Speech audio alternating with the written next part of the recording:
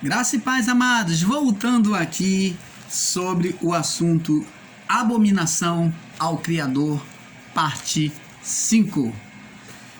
Então, amados, como nós falamos, Moisés, ele executou uma obra aonde Deus mostrou para ele que o desprezo da vara, que significa a palavra.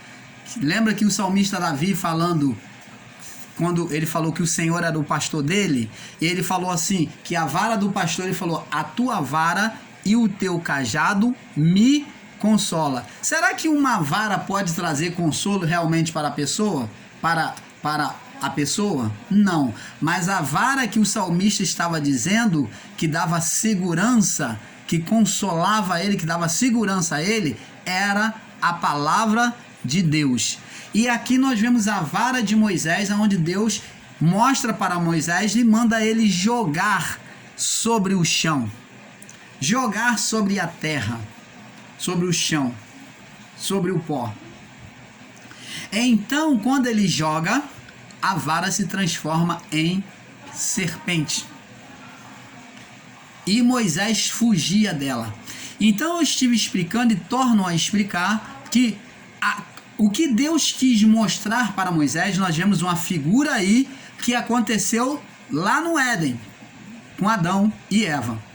Preste atenção, tudo se repete. Você que despreza os ensinos antigos, não vê esses ensinos preciosos, espirituais que estão debaixo desses acontecimentos, então comece a valorizar, que você vai aprender muito, principalmente você que é ensinador da graça. Preste atenção. Quando Moisés joga a vara no chão, essa vara significa a palavra, e jogar no chão significou desprezar a palavra de Deus.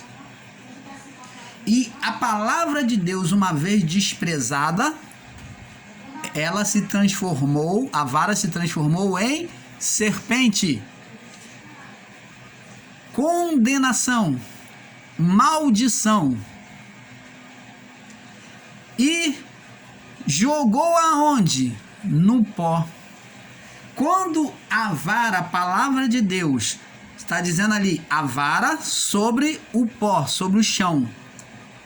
A vara sobre o pó, sobre a carne humana,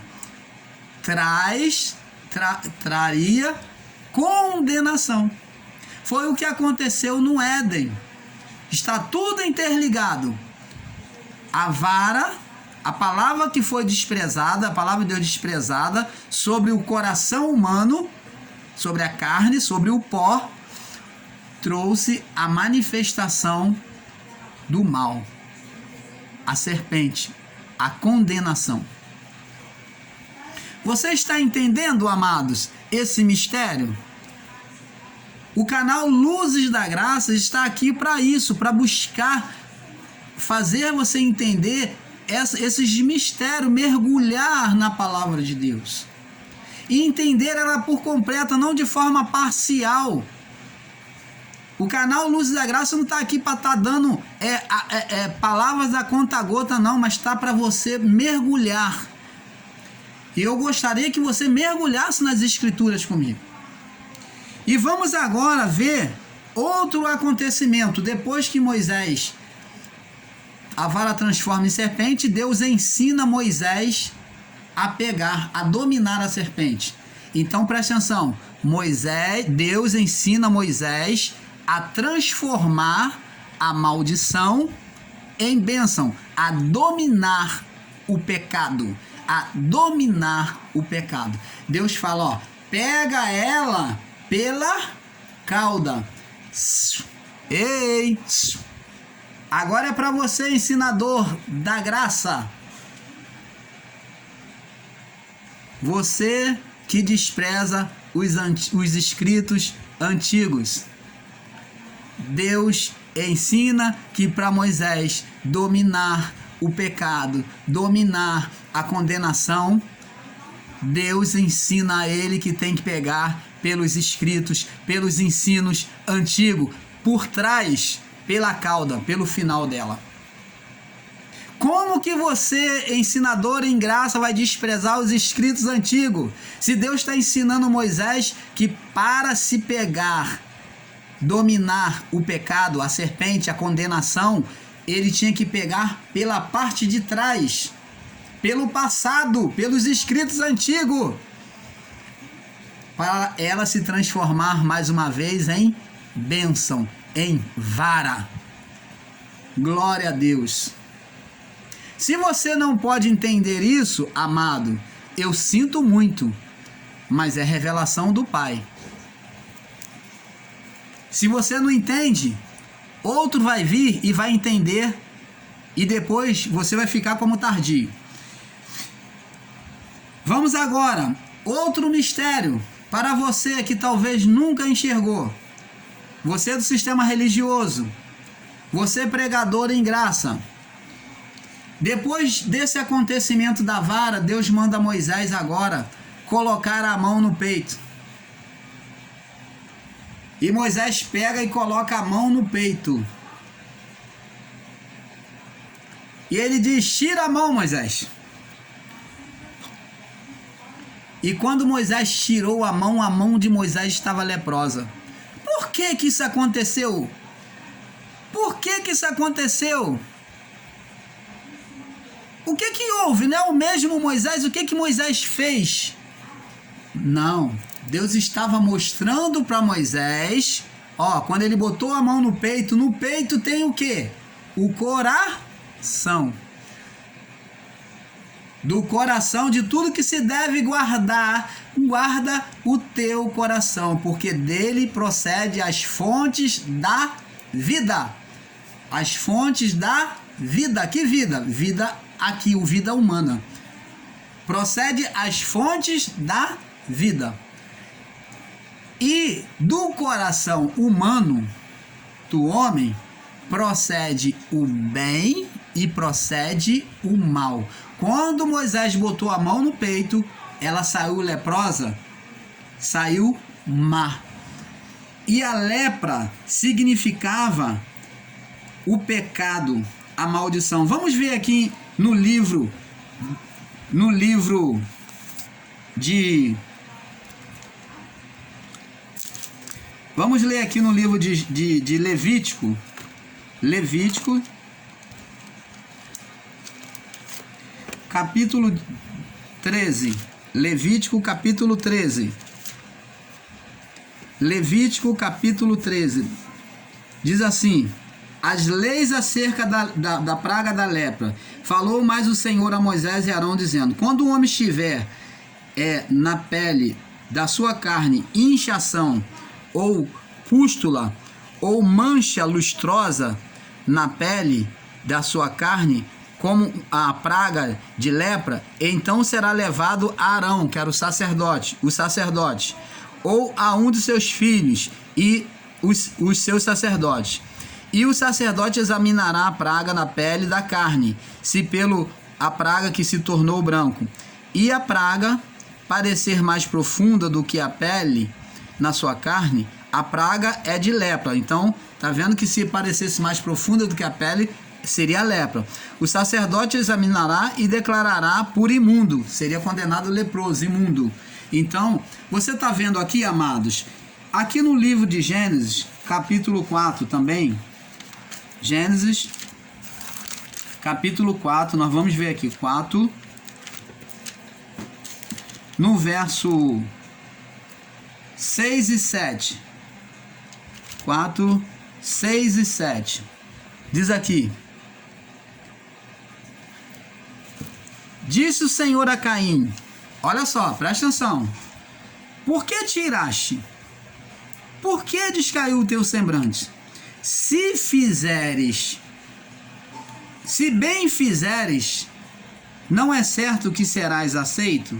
Se não fizeres bem, o pecado jaz, a condenação jaz à porta, e sobre ti o seu desejo, mas sobre eles deves dominar. Você está vendo que o bem e o mal procede do coração do homem. Por isso que Deus, ele não olha para a aparência, ele não olha para a carne. Deus, ele olha para o coração.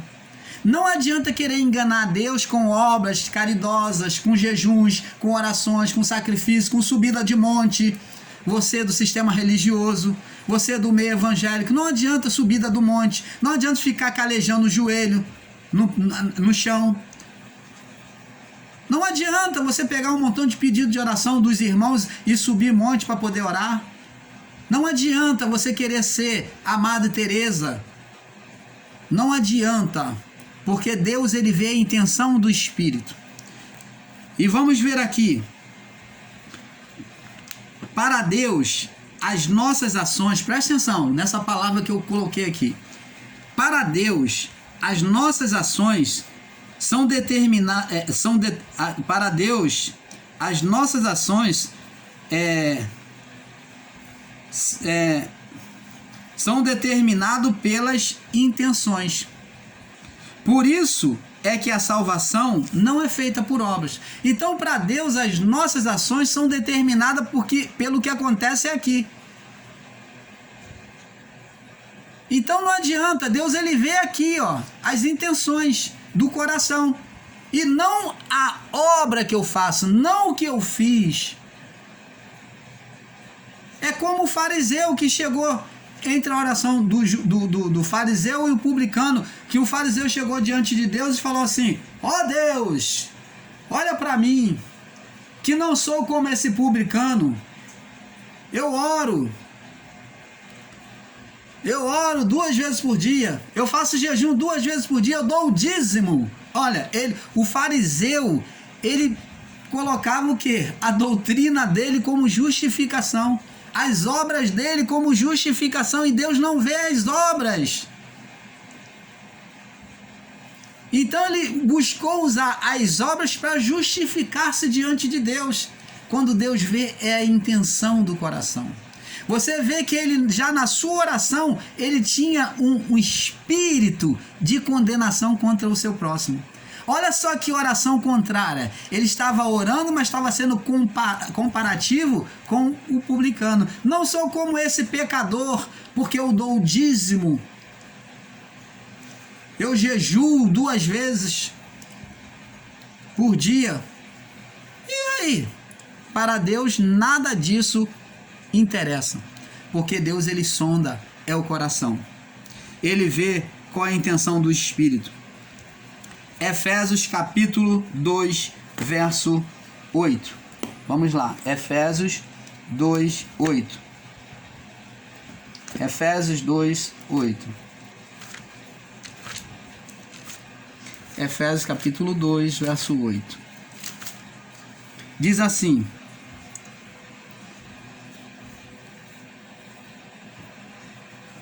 porque pela graça, olha, pela graça, não é por merecimento, não é por obra. Pela graça, sois salvos por meio da fé. Então, pela graça, sois salvos por meio da fé, de acreditar no sacrifício de Cristo. E isto não vem de vós, não vem por merecimento. É dom de Deus, Deus dá gratuitamente. Não vem de obras para que ninguém se glorie. Você está entendendo, amados?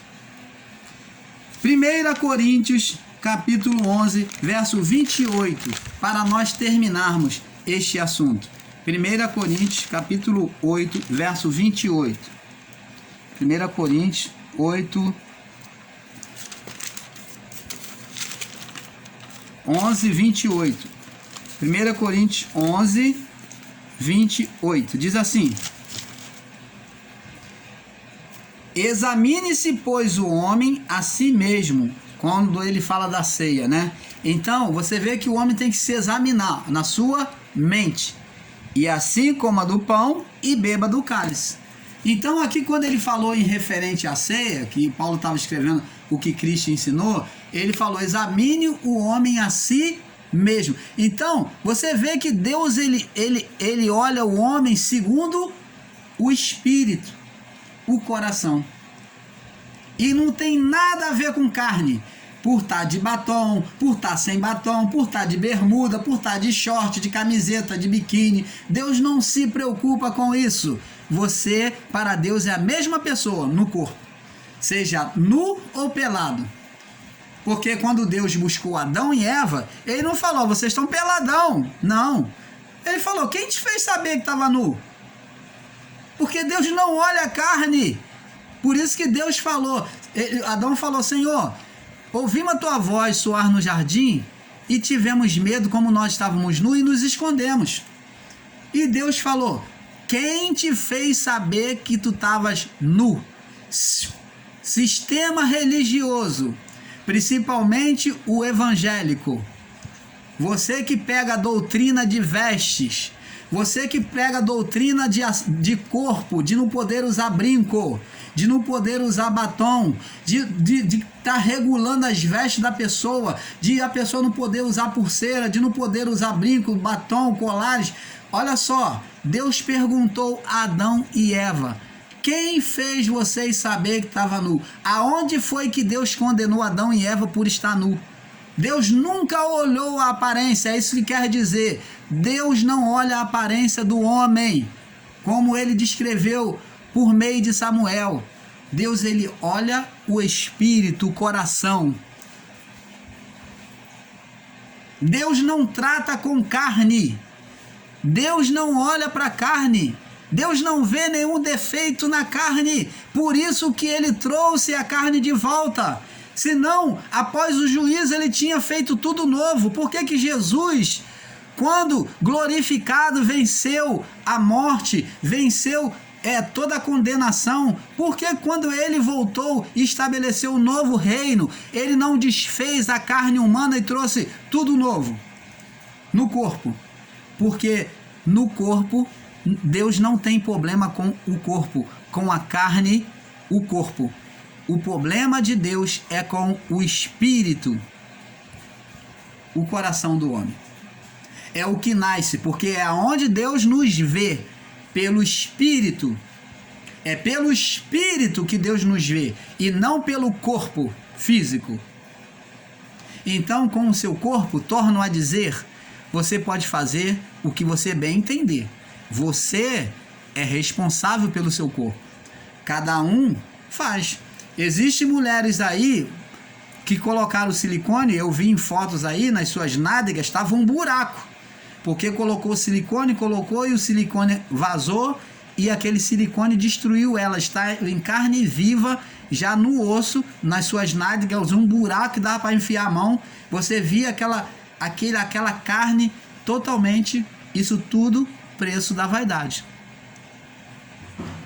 O corpo é de cada um de nós. Nós vamos prestar conta do nosso próprio corpo. Você que tem que cuidar.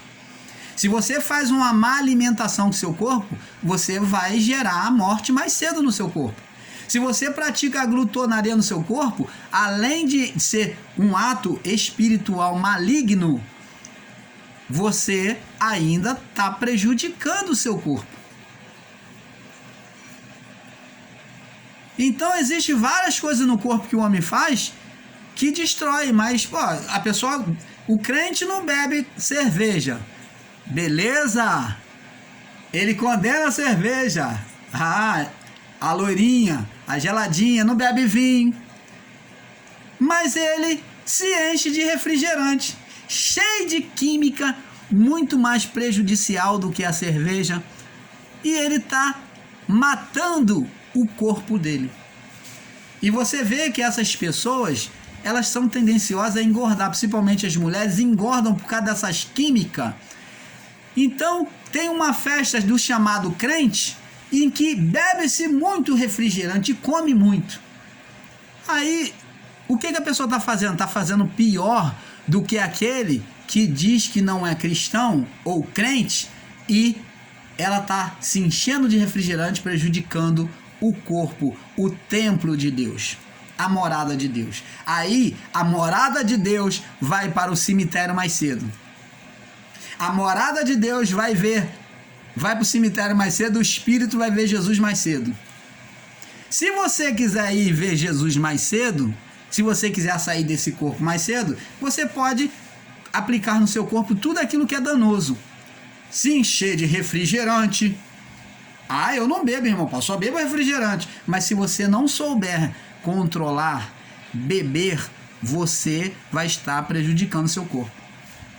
Não é o refrigerante que vai prejudicar o seu corpo, mas é a forma como você bebe. Eu conheci um irmão que ele já era muito gordo, mas não resistia uma coca. A coca, além de ser rica em açúcar, aquela química toda, e depois ele ficava, tô passando mal. É claro, se encheu de coca, cocólatra.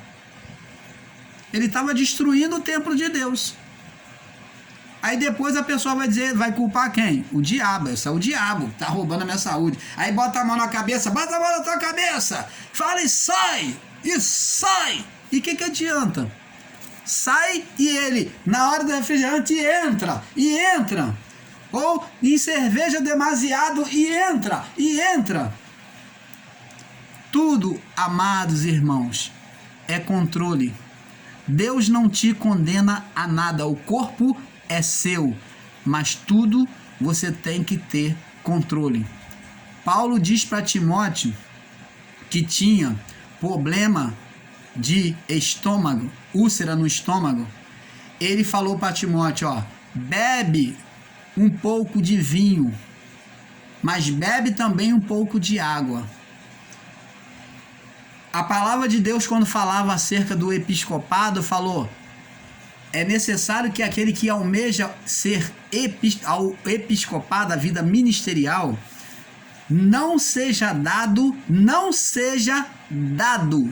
Ser dado não quer dizer que não podia beber vinho, mas não ser dado, ser bebedor de vinho. Não se embriagar de vinho. Nunca houve condenação por beber, nem na época de Paulo. Nunca houve condenação por beber vinho alcoólico. Porque o próprio Deus, na sua lei, disse que quando acerca do dízimo, se a pessoa fosse morar muito distante, porque o dízimo eles iam trazer a casa do Senhor anual, e se ela morasse num lugar muito distante, e o produto do dízimo dela, que era alimento, fosse se estragar pela distância, ela podia vender, comprar alimentos para ela e até comprar vinho para ela beber. Nunca houve condenação com bebida alcoólica. Quem criou isso foi o sistema religioso. Agora, a condenação está no se embriagar, em não ter o domínio próprio.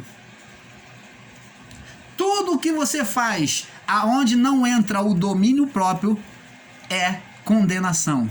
Se torna abominável diante de Deus. A abominação está justamente no excesso. Então, amados, nesse assunto, eu queria que você entendesse. Nós vamos ficar por aqui por um pouco.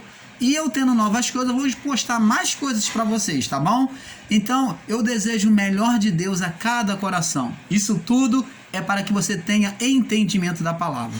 Então, desejo o melhor de Deus a todos vocês, a todas as famílias, e desejo paz a todos. Paz.